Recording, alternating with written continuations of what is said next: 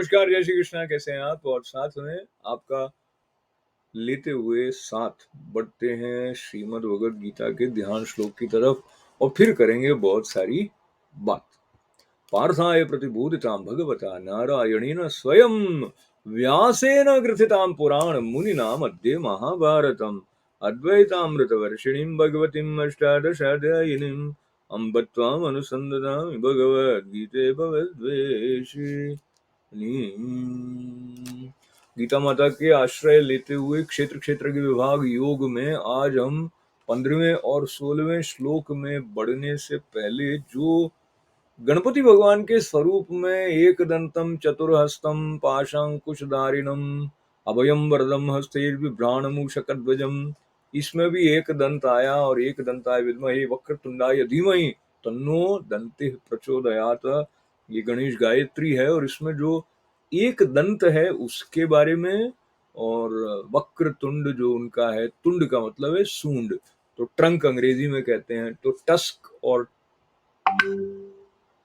Trunk, उसके बारे में जो संकेत स्वामी ईश्वरानंद गिरी जी महाराज से सुने उसका थोड़ा सा संदर्भ हमारे लिए हमेशा ही प्रासंगिक है, पर अभी विशेष रूप से तो जो ग्रहण और त्याग की बात इसमें आ जाती है। तो हाथी का जो आप अगर स्वरूप याद करें तो वो सूंड का प्रयोग कुछ भी ग्रहण करने के लिए करते हैं, और दांत जो उनके हैं उसका प्रयोग त्याग करने के लिए करते हैं। तो क्या ग्रहण करना है, क्या त्याग करना है, ये स्पष्टता होती है गज में, इसीलिए उनको बहुत बुद्धिमान मानते हैं। और गणपति भगवान से हम ये प्रार्थना करते हुए कि हमें जो ग्रहण करना चाहिए वो हम समझें कि ये हमारे लिए कल्याणकारी है, उसी को ग्रहण करें। वो जो हमें अपने सत्य स्वरूप से दूर करता हो उसको ग्रहण न करें, और जो हमें अपने सत्य स्वरूप में प्रतिष्ठित रहने में सहायक हो उसको ग्रहण करें। तो ग्रहण करने के साथ साथ ये जो तीनों गुणों के बारे में विश्वयोगी विश्वम जी महाराज, जिन्होंने विश्व मंदिर की स्थापना की है गुंटूर में, उनसे भी गीता पर जो चर्चा हुई थी उसका छोटा सा अंश विशेष करके तीनों गुणों के बारे में, वो आज समापन से पूर्व आप तक आने वाला है। पर अभी हम चलते हैं 15वें श्लोक की तरफ। बहिरन्तश्च भूतानामचरं चरमेव च सूक्ष्मत्वात् तद्विज्ञेयं दूरस्थं चान्तिके च तत्। तो इस श्लोक का अर्थ दिया गया है, चराचर सब भूतों के बाहर भीतर परिपूर्ण है वो परमात्मा। ये सर्वात्मा रूप परमात्मा की व्यापकता के बारे में बात है कि चराचर सब भूतों के बाहर भीतर परिपूर्ण है और चर अचर रूप भी वही है, और वो सूक्ष्म होने से अविज्ञेय है। इसको ऐसे स्पष्ट किया गया कि जैसे सूर्य की किरणें हैं उनमें भी जल स्थित होता है, लेकिन वो पता नहीं लगता है हमको सामान्यतया। इसी तरह से जो सर्वव्यापी परमात्मा है वो सूक्ष्म है, सूक्ष्म है, तो इसलिए उसके बारे में पता नहीं चलता है। तो सबसे समीप क्या है, तो वही परमात्मा है, और सबसे दूर भी वही स्थित है, क्योंकि वो सब परिपूर्ण है और सबका आत्मा है तो अति समीप है। लेकिन अगर हम उसको नहीं समझ पाते हैं, नहीं जान पाते हैं, श्रद्धा नहीं है हमारे अंदर, तो वो सबसे दूर है। तो परमात्मा की प्राप्ति कैसी होगी, ये हमारे लिए प्रश्न बना ही रहता है। और अधिक इस पर मनन न करते हुए फिलहाल हम जब 16वें श्लोक की तरफ बढ़ रहे हैं, उसके पूर्व भी ये वाला जो वक्तव्य आया है जिसमें उन्होंने कहा दूरस्थम शांति के च तत्, तो हम श्रद्धा से देखें तो वो सबसे समीप है। और वस्तुतः हम व्यवहारिक दृष्टि से इस बात का विश्लेषण करें तो आप किसी भी समय में कहीं भी हैं, जो आपका बहुत प्रेमी है, जो आपका बहुत हितैषी है, वो तो आपके साथ उस वक्त नहीं है, बल्कि संभव है अभी भी आप अपने कमरे में या अपने मोबाइल पर जब ये बात सुन रहे हैं तो आप अकेले हैं, वैसे वैसे अकेले हैं। वो सब जिनको आप प्रिय लगते हैं, वो जो आपको प्रिय लगते हैं वो अभी आपके पास नहीं, लेकिन परमात्मा आपके पास है।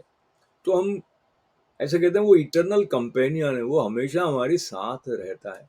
तो ये श्रद्धा जागृत करने वाली बात साक्षात पद्मनाभ के श्रीमुख से श्रीमद् भगवद गीता के द्वारा हम तक पहुंच रही है, और वो दूर में भी वही है। तो अगर श्रद्धा नहीं होगी तो दूर है, और समझिए कि हमने विस्मरण कर दिया उसका, तो कई बार सामने पड़ी हुई वस्तु है वो दिखाई नहीं देती है, क्योंकि हमारा ध्यान कहीं और होता है। तो इस बात को अपने पास में एक पूंजी की तरह रखते हुए 16वें श्लोक की तरफ बढ़ते हैं। अविभक्तम च भूतेषु विभक्तमिव च स्थितम भूतभत्र च तज्ज्ञेयं ग्रसिष्णु प्रभविष्णु च। और वो परमात्मा जो है, उत्पत्ति, पालन और संहार के संदर्भ के साथ में परमात्मा के जो सर्वरूप स्वरूप की सर्वव्यापकता है, वो इसमें कहा गया कि वो परमात्मा विभाग रहित, यानी विभाग रहित है। आकाश जैसे परिपूर्ण होने पर भी चराचर संपूर्ण भूतों में अलग सा, विभक्त हुआ सा दिखता है, स्थित प्रतीत होता है। वैसे ही वो जानने योग्य परमात्मा जो है, वो विष्णु रूप से भूतों को धारण पोषण करने वाला है। देखिए, ये वाली बात है महत्वपूर्ण। धारण करने वाले स्वरूप को विष्णु रूप कहा, और रुद्र रूप से संहार करने वाले कहा, और ब्रह्मा रूप से सबको उत्पन्न करने वाला है। तो परमात्मा की बात स्वयं परमात्मा बता रहे हैं, इसलिए इसकी प्रामाणिकता और बढ़ जाती है। इसलिए इस श्लोक को एक बार और देख लिया जाए। अविभक्तम च भूतेषु विभक्तमिव च स्थितम भूतभत्र च तज्ज्ञेयं ग्रसिष्णु प्रभविष्णु च। और इसके बाद में ये जो ब्रह्मा विष्णु महेश जो हैं, वो क्या सचमुच इसी रूप में हैं जैसे कि हम सोचते हैं? तो ये संतों का कहना है कि ये मानव रूप में जैसे हम कल्पना करते हैं वैसा नहीं है, एक शक्ति है, शक्ति के स्पंदन है। पर उस दिशा में और अधिक न जाते हुए विश्वयोगी विश्वम्बरी महाराज से चर्चा का जो ये अंश आप तक पहुंचने के लिए प्रतीक्षा कर रहा है, वहां तक ले चलते हैं। उसमें ब्रह्मा विष्णु महेश के संदर्भ में भी कुछ संकेत आने वाला है हमारे लिए, तो देखते हैं। Which came from the mouth of Lord himself, Lord Krishna himself. So, as I conclude, I am also looking at one couplet which was which came in addressed to you or to the divine in you, and I quote this one: Sachidananda Bodhaya Nirgunaya Gunatmane Vishwa Mandir Vasaya Sai Dattaya Te Namah. So when this bhava came to someone, he referred to Nirguna and Gun in the same line. The same way when in Srimad Bhagavad Gita we have that Sutre Mani Gana Iva. So Lord says that he himself is the world. It is like a garland of thread which has the the mani are also made of the same element. So I know we have taken a lot of your time, but as we conclude the significance of guna in in understanding how to go about with this life, because this satogun, rajogun, tamogun, and then he is gunatit, and is this concept somewhere relevant for us as sadhaka? Sattva, Rajas, Tamo Guna, Triguna. Sattvic, Rajasic, Tamasic. These three are essential. Triguna is without any guna. Ratasakti is also about all these three gunas. That if it wants to do the sattvic duties, sattvic quality, it acts as the sattvic.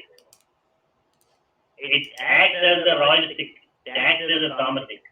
But while doing rajasic, sattvic or tamasic, it is above the gunatita. Gunatita shakti coming to do something rajasic work in this world.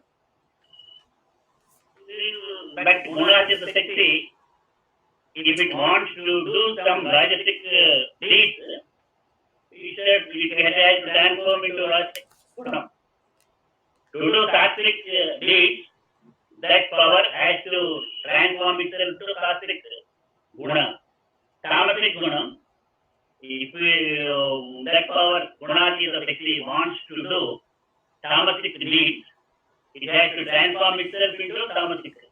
These three are essential for the day-to-day maintenance of the day-to-day work of the whole universe, human race. Sattvic deeds are there.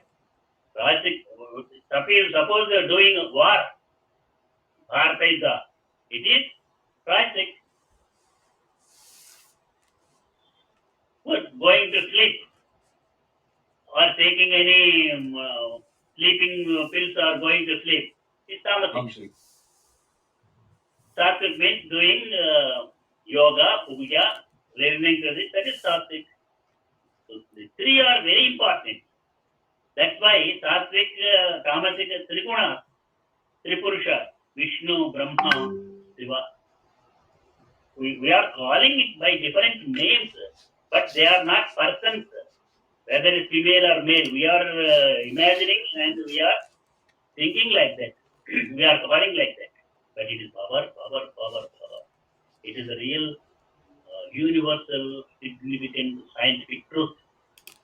Universal significant scientific truth के बारे में बाबा विश्वयोगी विश्वम जी महाराज से सुनते हुए और जो अनुभूति के साथ में बात हम तक आती है उसका असर अलग तरह से पड़ता है। तो सारे ही पहुंचे हुए जो महात्मा हैं जिन्होंने सिद्ध अवस्था को प्राप्त किया है उनको विशेष रूप से प्रणाम है। अपने गुरु स्वामी श्री ईश्वरानंद जी महाराज के प्रति पुनः पुनः कृतज्ञता का भाव लिए हुए शास्त्रों में जो संपदा है वो हमारे लिए है और हम उसको प्राप्त करने के लिए अपनी पात्रता को बढ़ाएं। इस दिशा में बढ़ते बढ़ते प्रार्थना सहज ही सबके कल्याण और सबके मंगल की हमारी सहचरी बन जाती है। उस प्रार्थना के साथ आप सबका आभार व्यक्त करते हुए ओम पूर्णमदः पूर्णमिदं पूर्णात् पूर्णमुदच्यते पूर्णस्य पूर्णमादाय पूर्णमेवावशिष्यते। ओम शांति शांति शांति शांति। बहुत बहुत धन्यवाद है। जय श्री कृष्ण।